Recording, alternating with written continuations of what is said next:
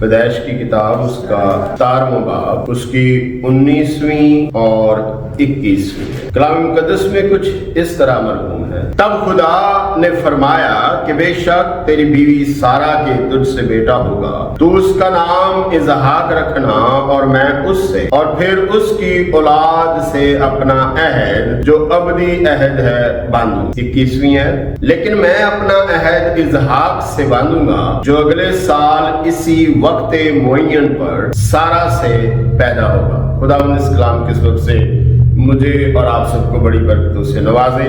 گزشتہ 2 اتوار سے ہم ایک ایسے خاندان کے درمیان ہیں جو بائبل کے اندر ایک بڑا نام رکھتا ہے، اور دنیا کے اندر جو ہے اس کے اثرات جو ہیں وہ آج تک دیکھنے کو مل رہے ہیں۔ ہم نے تارا کے خاندان کے بارے میں سیکھا، ابراہیم کے خاندان کے بارے میں سیکھا، ابراہیم اور خدا کے چند خاص اور بڑے فیصلوں کے بارے میں ہم نے سیکھا، اور آج بھی ہمارے سامنے انہی فیصلوں اور کرداروں میں سے ایک کردار ہے۔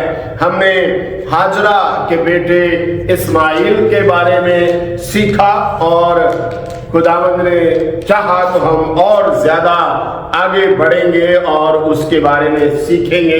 لیکن آج ہمارا جو عنوان ہے، جو ہمارا آج جس کردار پر ہم بات کر رہے ہیں، وہ ہے سارہ کا بیٹا اسحاق۔ اور اس کے لیے میں آپ کے سامنے 21واں باب، پیدائش 21واں باب اس کی 10ویں اور 12ویں آیت پڑھنا چاہتا ہوں۔ کلام خدا میں کچھ یوں لکھا ہے، 10 ہے، تب اس نے ابراہیم سے کہا کہ اس لونڈی کو اور اس کے بیٹے کو نکال دے، کیونکہ اس لونڈی کا بیٹا میرے بیٹے اسحاق کے ساتھ وارث نہ ہوگا۔ 12ویں آیت، اور خدا نے ابراہیم سے کہا کہ تجھے اس لڑکے اور اپنی لونڈی کے باعث برا نہ لگے، جو کچھ سارہ تجھ سے کہتی ہے تو اسی کی بات مان، کیونکہ اسحاق سے تیری نسل کا نام چلے گا۔ آج جو ہمارے سامنے کردار ہے وہ ہے اسحاق۔ ہوتا یوں ہے کہ جب ہم دیکھتے ہیں کہ ابراہیم کو ہاجرہ سے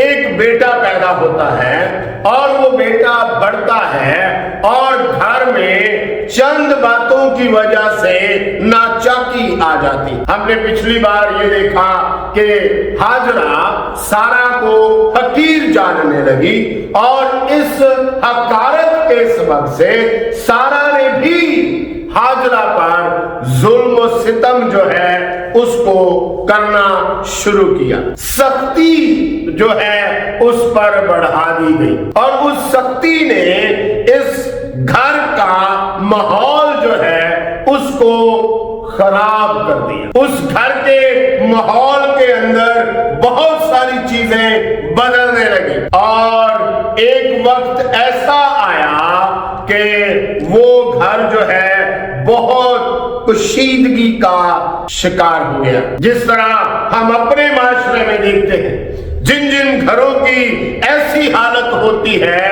ان میں بول چال بہت کم ہوتا ہے، ان میں ہر طرف جو ہے وہ ایک الگ سا چیم گوئی کا سما بنا رہتا ہے۔ ہر کوئی اپنے آپ کو سمجھتا ہے کہ شاید یہ مجھے ہی کہا گیا ہے، جو دو لوگ ایک دوسرے کو سمجھ نہیں پا رہے ہو۔ ایسا ہی اس خاندان میں ہو رہا ہے۔ وہ ہماری طرح کے لوگ تھے، وہ ہماری طرح کے ہی احساسات اور جذبات سے وابستہ تھے۔